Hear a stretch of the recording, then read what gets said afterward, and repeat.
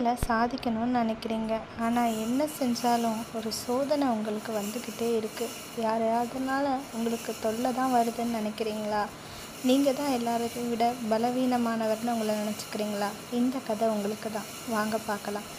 ஒரு அழகான பசுமையான சோலையில் முயல்கள் கூட்டமாக சந்தோஷமாக வாழ்ந்துட்டு வந்தாங்க. அவங்களுக்கு தேவையான உணவும் இருந்தது, பாதுகாப்பும் இருந்தது. அதனால் ரொம்பவும் சந்தோஷமாக எல்லாரும் ஒரே குடும்பமாக வாழ்ந்து வந்தாங்க. காலம் போச்சு. கொஞ்சம் மழை குறைவாச்சு. அதனால் பச்சை பசேல்னு இருந்த இடம் ரொம்ப வறண்டு போக ஆரம்பிச்சுது. இப்போ பச்சை புல்கள் கிடையாது, மாறா வேட்டை நாய்களும் அங்கே வர ஆரம்பிச்சிடுச்சு. அதனால் முயல்கள் பசிக்கு சாப்பிடவும் முடியல, வெளியே போய் உணவும் தேட முடியல. வேட்டை நாய்களுக்காக பயந்து அவங்களோட அந்த பொந்துக்குள்ளேயே ஒளிஞ்சு வாழ ஆரம்பிச்சிட்டாங்க. எத்தனை நாள் தான் சாப்பிடாமல் இருக்க முடியும்? அவங்களுக்கும் பசிக்கும் இல்லையா? ரொம்ப பசிக்க ஆரம்பிச்சுது.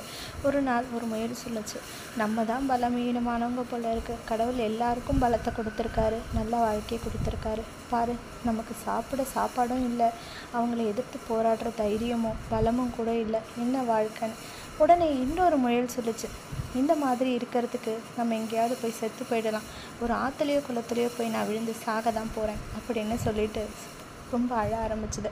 கூட இருந்த மற்ற முயல்கள் சொல்லிச்சு, நம்ம இது வரைக்கும் ஒன்றா தான் இருந்திருக்கோம், இனிமேலும் ஒன்றா தான் இருப்போம். என்ன செஞ்சாலும் ஒத்துமையாக ஒன்றாவே செய்வோம், வாங்க எல்லாரும் போகலாம் அப்படின்னு. எல்லாரும் அதே ஒத்துமையோட ஒரு குளத்தை பார்த்து போகிறாங்க. அங்கே போகும்போது அங்கே கூட்டமாக தவளைகள்லாம் வாழ்ந்து வந்துச்சு. இந்த முயல் கூட்டம் வரதை பார்த்துட்டு அந்த தவளைங்கள்லாம் ஒன்று ஒன்றா என்ன பண்ணுதுன்னா குளத்துக்குள்ளே குதிச்சிடுது. இதை பார்த்து முயல்களுக்கு ஒரே ஆச்சரியம். இது வரைக்கும் நம்ம தானே மற்றவங்கள பார்த்து பயந்து புதற்குள்ளே போய்ட்டு ஒளிஞ்சிருக்கோம். என்ன இது முதல் தடவையாக நம்மளையும் பார்த்து இந்த தவளைங்க பயப்படுது. அப்போ கடவுள் நம்மளை பலவீனமானவராக படைக்கலை போல இருக்குது. நமக்குள்ளேயும் ஏதோ திறமை இருக்குது, நம்ம தான் அதை இத்தனை நாளாக தெரிஞ்சுக்காமே போயிருக்கோம் அப்படின்னு கொஞ்சம் ஒரு சின்ன தைரியம் அவங்களுக்குள்ளே துளிர் விழுது.